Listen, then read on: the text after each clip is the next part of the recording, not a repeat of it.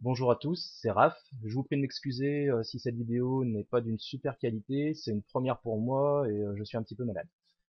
L'objet de cette vidéo, c'est la présentation d'un outil de spinning français conçu par Rudy et quelques collègues. Certains d'entre vous sont déjà au courant et vous avez d'ailleurs probablement déjà vu passer la vidéo de présentation.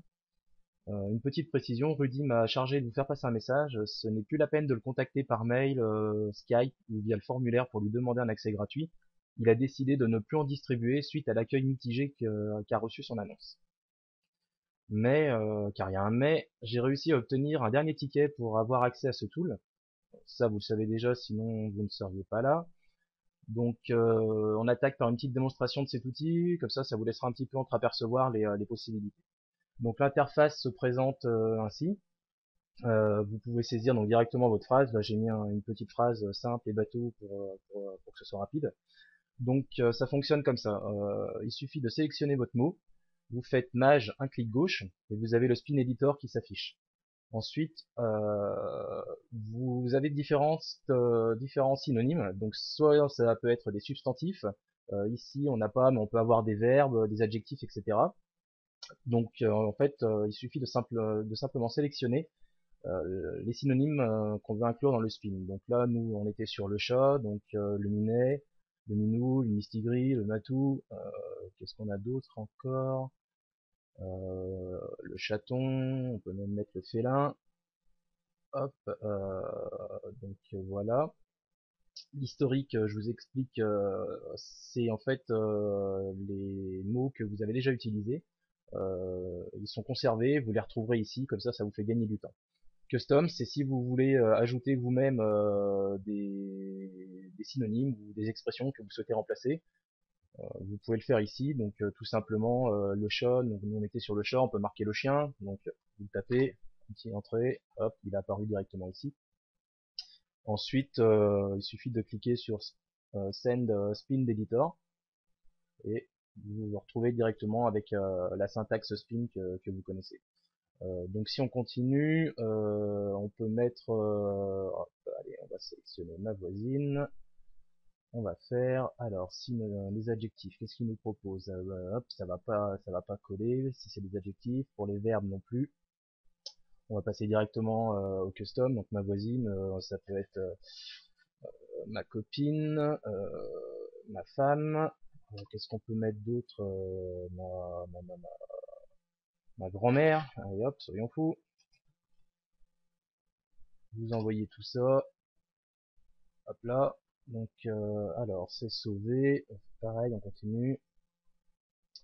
Alors, il s'est sauvé. Donc là, on voit bien qu'on est dans les verbes. Il s'est épargné, remédié, guéri, défendu, conservé, arraché, repêché, racheté, excusez.